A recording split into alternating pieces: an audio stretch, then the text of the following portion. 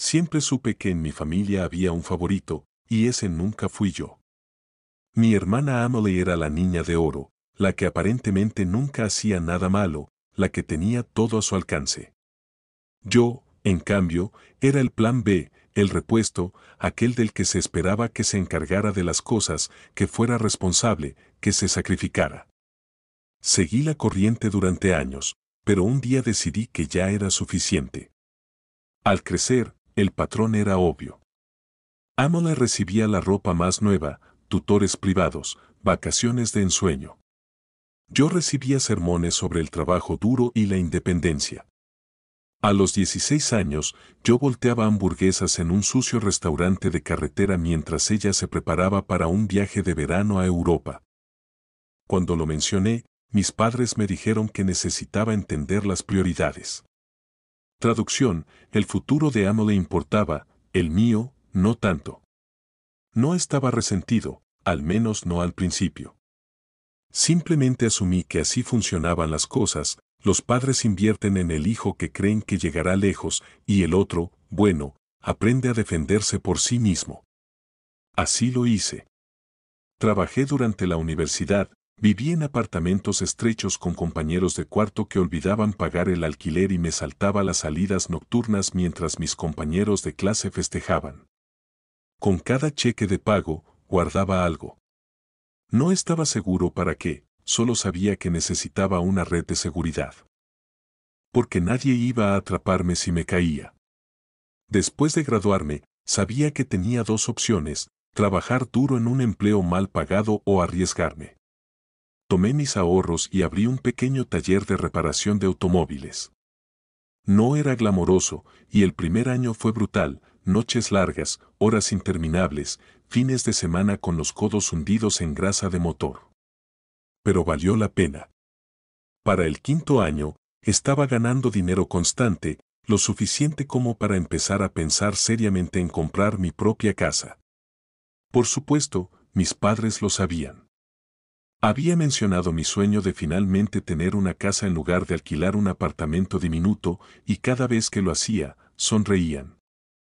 Y de alguna manera la conversación siempre cambiaba.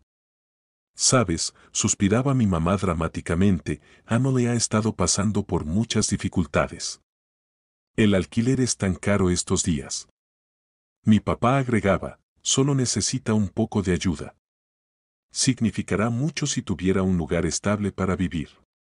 Nunca lo dijeron abiertamente, pero el mensaje era claro: se suponía que yo era quien debía solucionar sus problemas, sin importar que las dificultades de Emily fueran en su mayoría autoinfligidas. Mientras yo trabajaba turnos de 16 horas, ella estaba viviendo su mejor vida: vacaciones, bolsos de diseñador, noches en restaurantes caros. Pero de alguna manera, ella era la que necesitaba ayuda. Y luego estaba el dinero. A lo largo de los años, había estado ayudando a mis padres financieramente, cubriendo reparaciones del hogar, facturas inesperadas, incluso dándoles dinero extra cuando las cosas se ponían difíciles. No me importó al principio, eran mis padres, después de todo. Pero luego comencé a notar pequeñas cosas: mi mamá siempre tenía un bolso nuevo, o mi papá de repente tenía un reloj nuevo y elegante. Al principio pensé que tal vez habían estado ahorrando, pero luego me di cuenta de a dónde iba el dinero: a Emily. Mis padres no estaban pasando por dificultades, simplemente estaban canalizando mi ayuda directamente a su estilo de vida. Entonces escuché una conversación que lo cambió todo. Había pasado por la casa de mis padres para dejar algo, sin planear quedarme mucho tiempo, pero al pasar por la cocina escuché mi nombre. Así que hice lo que cualquier persona racional haría: me quedé paralizado y escuché, fingiendo revisar mi teléfono. «Estoy segura de que hará lo correcto», decía mi mamá.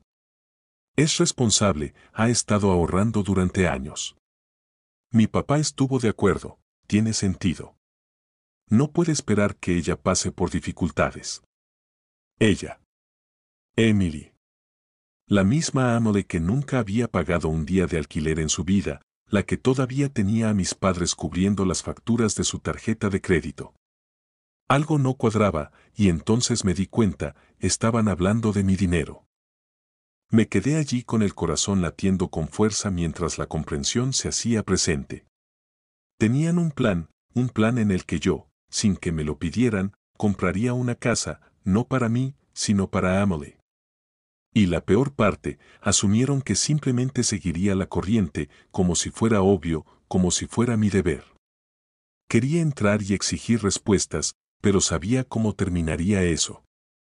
Dirían que estaba siendo egoísta, hablarían de familia, de responsabilidad, de lo afortunado que era por haber triunfado mientras Emily luchaba. Ya lo había escuchado todo antes. Necesitaba pensar, así que me fui sin decir una palabra. Esa noche, me quedé despierto mirando el techo de mi pequeño apartamento tipo estudio, con una luz parpadeante en la cocina que todavía no había arreglado. Pensé en cada vez que me habían dicho que esperara mi turno, en cada sacrificio que había hecho, en cada vez que me había tragado mi frustración y había sonreído. Y pensé en Emily, ¿cómo reaccionaría si supiera lo que estaban planeando? ¿Se sentiría avergonzada, agradecida o simplemente asumiría que era su derecho? Recibí mi respuesta a la mañana siguiente. Emily me llamó de la nada, con la voz llena de emoción. Habló sin parar sobre una nueva casa que había encontrado. Es perfecta, dijo efusivamente, 3 habitaciones, un patio trasero. Finalmente puedo mudarme. Esperé a que dijera la parte que importaba. La parte en la que me decía que tenía un plan para pagarla, pero no lo hizo. Porque no lo necesitaba.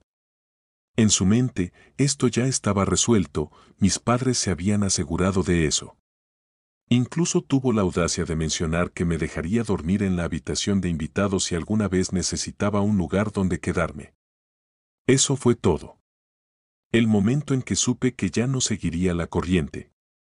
Al día siguiente, hice exactamente lo que esperaban que hiciera, compré una casa. Solo que no la que tenían en mente.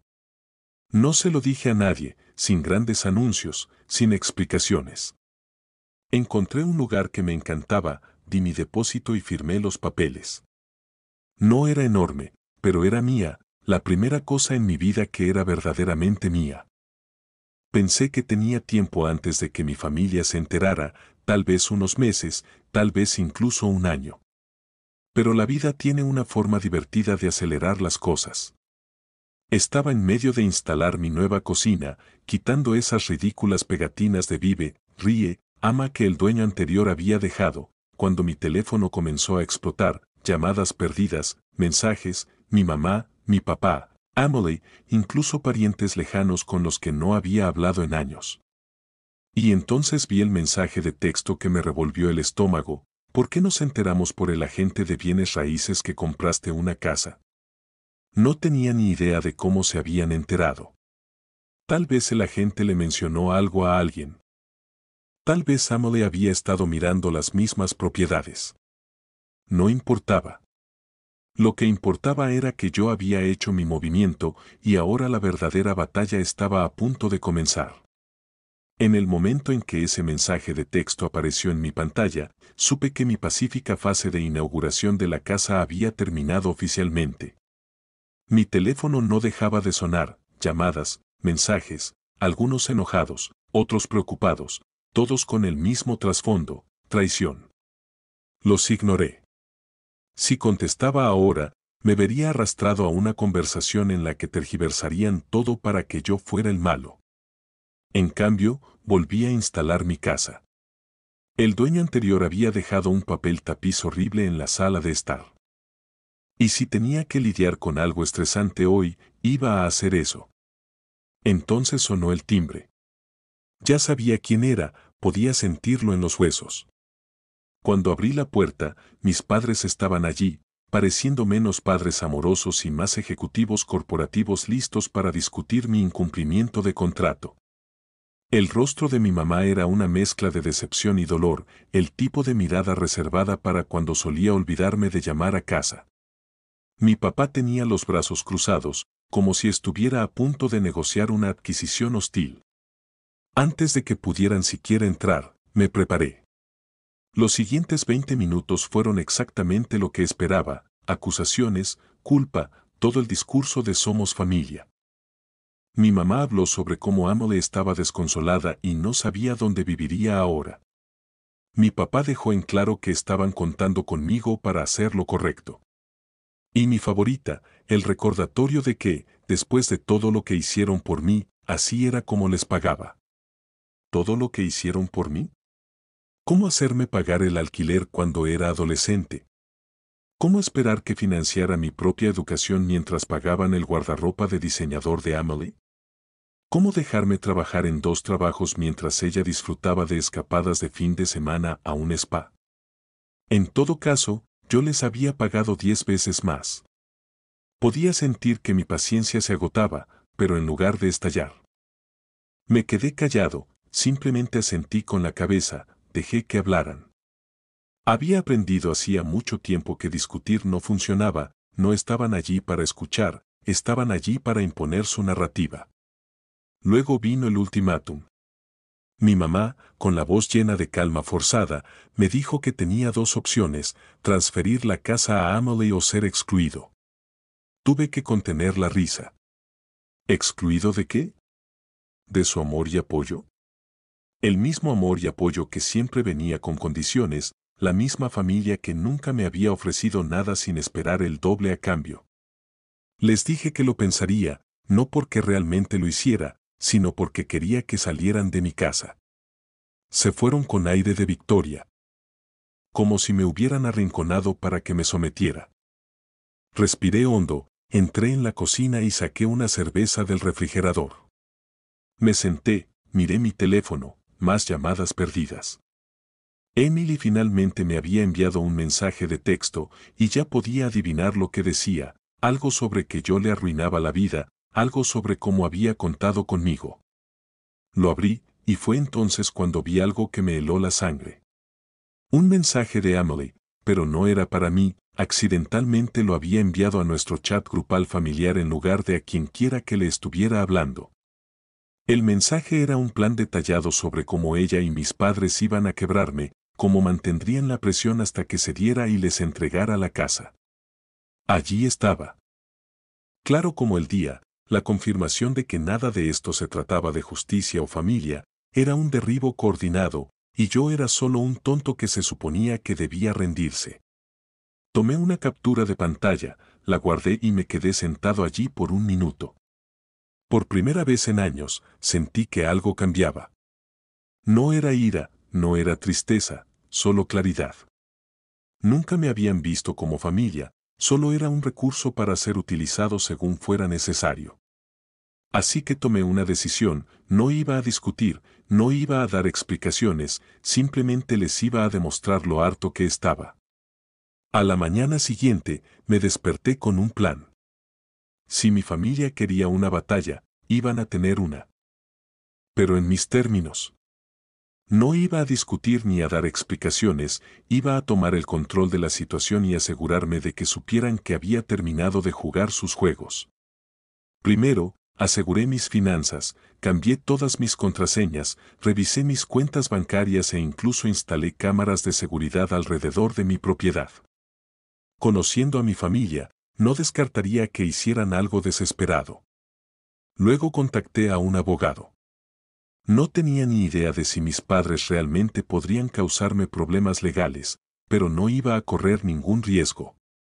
Después de explicar mi situación, el abogado me aseguró que mientras todo estuviera a mi nombre y no hubiera firmado nada para Emily, no tenía nada de qué preocuparme. Eran buenas noticias, pero seguía sin correr riesgos.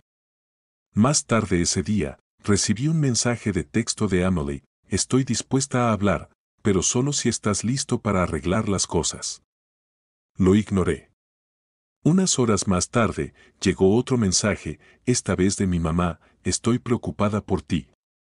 Pensé que deberíamos tener una cena familiar para discutir todo. Sí, claro. No iba a caer en esa trampa. En cambio, decidí cambiar el guión. Si mi familia pensaba que podía manipularme mediante la presión, yo iba a aplicar algo de presión por mi cuenta. Primero fui a las redes sociales. Hice una publicación simple, nada dramático, nada que los criticara directamente. Solo una foto de mi nueva casa con una leyenda, finalmente en casa. Trabajé duro para esto, y es todo mío. La reacción fue inmediata. Amigos y familiares comenzaron a felicitarme, comentando cuánto me lo merecía. Y entonces comenzó la verdadera diversión. Emily no comentó, pero sabía que lo había visto. Unas horas más tarde, recibí otro mensaje de texto, esta vez no tan educado. Me despotricó sobre lo egoísta que era, como la había humillado al hacer pública mi compra. Aparentemente, algunos de sus amigos le habían preguntado por qué ella no estaba comprando una casa si yo podía permitírmelo. Su ego había recibido un golpe, y no le gustó. Luego vino la llamada telefónica. Esta vez fue mi papá. No más falsa preocupación, no más charla de somos familia. Estaba enojado. Dijo que los estaba avergonzando, que estaba siendo desagradecido. Lo dejé despotricar, luego, cuando finalmente se quedó sin aliento, le di una respuesta simple. Esta es mi casa, papá. La compré con mi dinero, y no se la voy a dar a Emily. Fue entonces cuando comenzaron las amenazas. Si no haces lo correcto, puedes olvidarte de ser bienvenido en nuestra casa de nuevo. Mi respuesta me suena a una situación en la que todos ganan. Por primera vez en mi vida, no me sentí culpable por mantener mi posición. No sentí que les debiera nada, porque la verdad era que no les debía nada.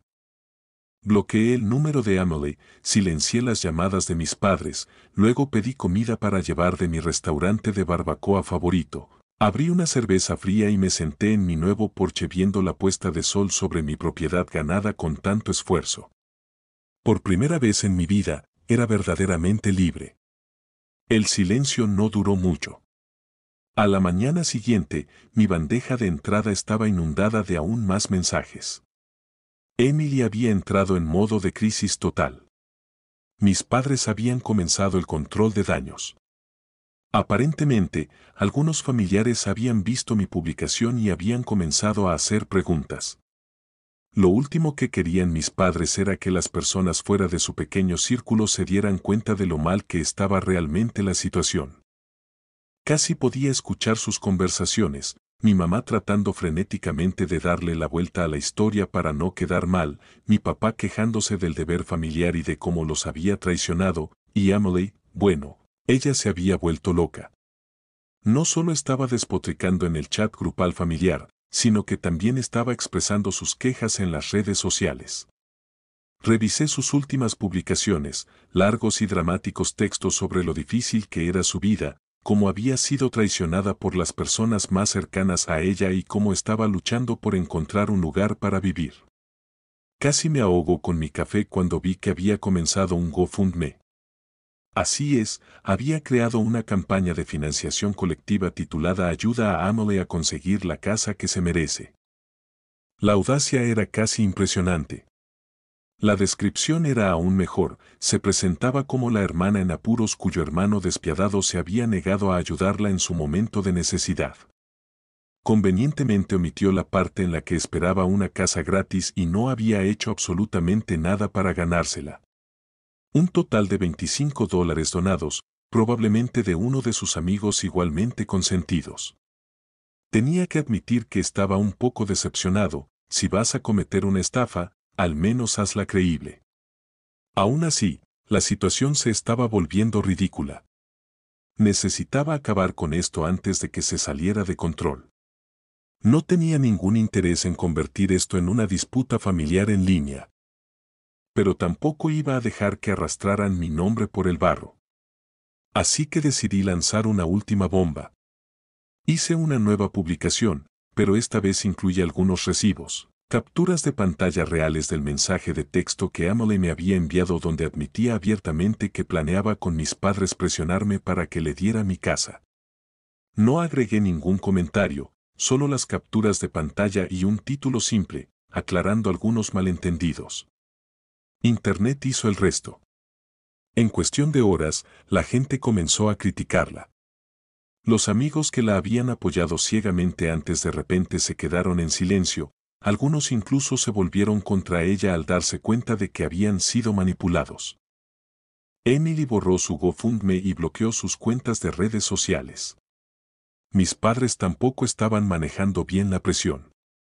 Aparentemente, algunos familiares habían decidido contactarme y preguntar por qué pensaban que estaba bien exigirle una casa a su hijo mientras consentían a su hija. Al final del día, el chat grupal familiar estaba en silencio. No más mensajes de culpa, no más llamadas pasivo-agresivas, solo silencio. Y fue glorioso. Me recosté viendo cómo el sol se hundía en el horizonte, mi teléfono felizmente libre de notificaciones. Tenía una bebida fría en la mano, una lista de reproducción de mis canciones favoritas sonando de fondo, y por primera vez en años. No estaba esperando a que cayera el otro zapato. No estaba preocupado por lo que mi familia pensara o si había hecho lo correcto. Había hecho lo correcto para mí, y eso era suficiente. El silencio se prolongó durante una semana completa. Sin llamadas, sin mensajes de texto, nada. Esperaba que mis padres intentaran una última jugada desesperada, pero por primera vez parecieron darse cuenta de que no iba a ceder. Tal vez la vergüenza pública finalmente había calado hondo, tal vez se estaban reagrupando. De cualquier manera, no me iba a sentir cómodo hasta entonces. Justo cuando me estaba adaptando a mi nueva vida, llegó la siguiente sorpresa, un correo certificado, un sobre grueso con la dirección de retorno de mis padres. Del tipo que nunca trae buenas noticias. Me senté a la mesa de mi cocina con café en una mano y un abrecartas en la otra, preparándome para cualquier tontería que hubiera dentro. Era una notificación legal.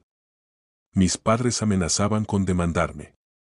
Tuve que leerlo 2 veces para asegurarme de que no estaba alucinando. Según el documento, afirmaban que los había engañado haciéndoles creer que estaba comprando la casa para el beneficio de la familia y que me había enriquecido injustamente a sus expensas. Era absurdo. Nunca le había hecho una sola promesa a nadie sobre regalar mi casa, pero su desesperación había alcanzado nuevos niveles. La mejor parte, exigían una compensación financiera por la angustia emocional que le había causado a Emily. Así es, estaba tan angustiada por no recibir una casa gratis que pensaron que merecía dinero.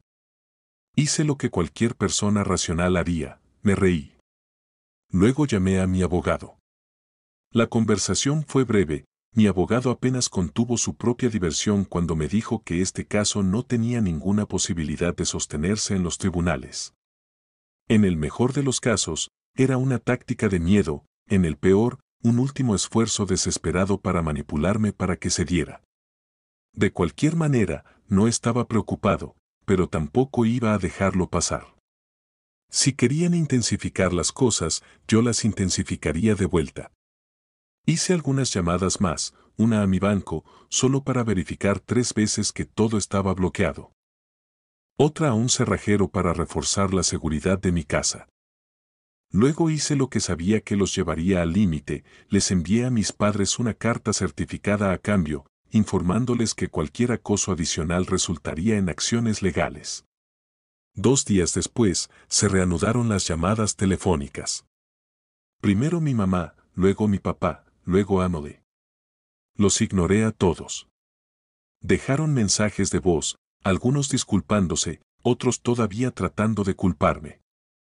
El de mi mamá fue el mejor, pasó de sollozar a estar furiosa en un solo mensaje, exigiendo saber cómo podía darle la espalda a mi propia familia por algo tan pequeño como una casa.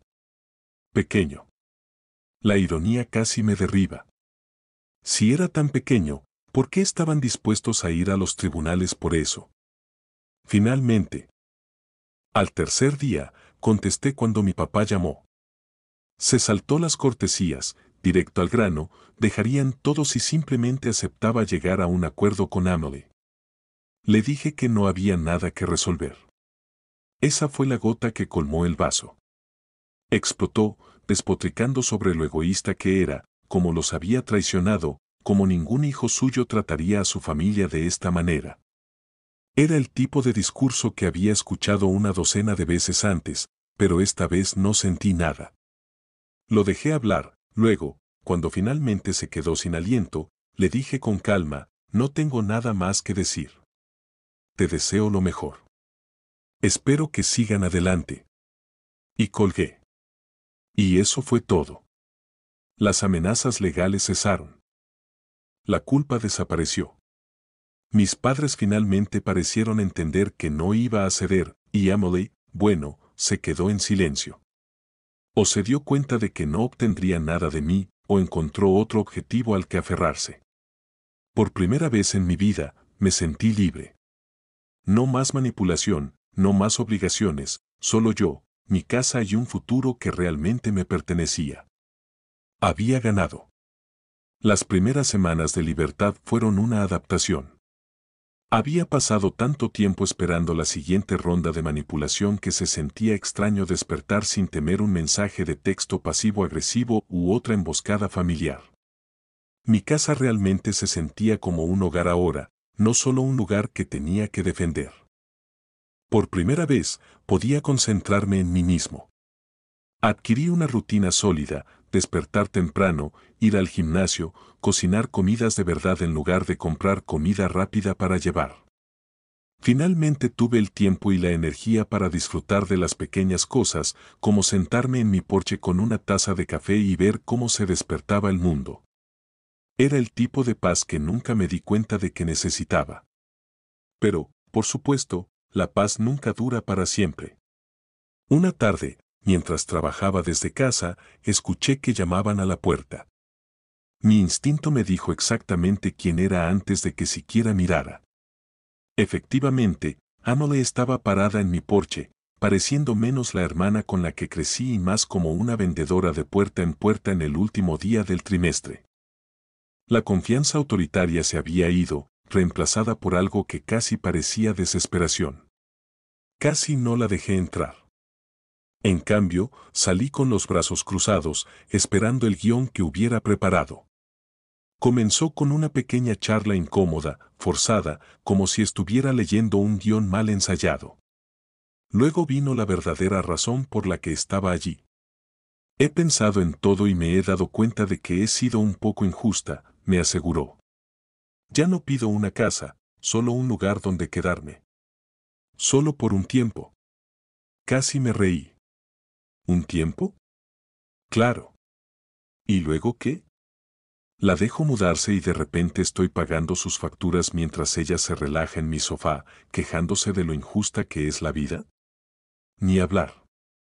Mantuve mi respuesta simple, tienes padres que se han desvivido por ti. ¿Por qué no quedarte con ellos? Fue entonces cuando salió a la luz la verdad real, ya no era bienvenida allí. Aparentemente, después de todo lo que sucedió, la reputación de nuestros padres se vio afectada. Los parientes que solían permitir su comportamiento no se apresuraron a ponerse de su lado. Incluso algunos de los amigos de Emily se habían distanciado. Resulta que cuando te vuelves viral por intentar estafar a tu propio hermano, la gente no quiere que la asocien contigo. Emily no solo buscaba un lugar donde quedarse, buscaba escapar del desastre que había creado. No mordí el anzuelo. Le dije que ya no estaba interesado en desempeñar ese papel. Sin resentimientos, Emily, pero no soy responsable de solucionar los problemas que tú creaste. En el momento en que esas palabras salieron de mi boca, su expresión cambió. La falsa humildad desapareció, reemplazada por la misma amargura de siempre. Me llamó egoísta, dijo que la familia debería ayudarse mutuamente. Simplemente me encogí de hombros. Se fue furiosa, haciendo una salida dramática que podría haber funcionado cuando éramos niños, pero todo lo que sentí fue alivio. Unos días después, pasé por el centro comercial para comprar algunas cosas. Mientras esperaba en la fila de una cafetería, escuché una voz familiar. Era Emily, hablando en voz alta con alguien en una mesa cercana. No estaba tratando de escuchar a escondidas, pero cuando la voz de tu hermana resuena como un megáfono, es difícil no hacerlo. Se quejaba en voz alta de lo dura que era la vida ahora, de cómo tenía que conseguir este trabajo, un trabajo de verdad, como una persona normal. Continuó hablando de lo agotador que era, de cómo no podía creer que la gente hiciera esto todos los días. Mientras tanto, la mujer con la que estaba hablando parecía estar a segundos de recordarle a Emily que la mayor parte de la población había estado haciendo exactamente eso desde siempre. Me mordí el labio para no reírme, era demasiado bueno. En lugar de decir nada, tomé mi café y pasé junto a su mesa. Ni siquiera me notó, pero al salir no pude evitar sonreír. Por primera vez en mi vida, no era yo quien lidiaba con el drama de Emily. Alguien más tuvo que escuchar su monólogo sobre las injusticias de la vida. ¿Y sabes qué? Eso estaba bien para mí.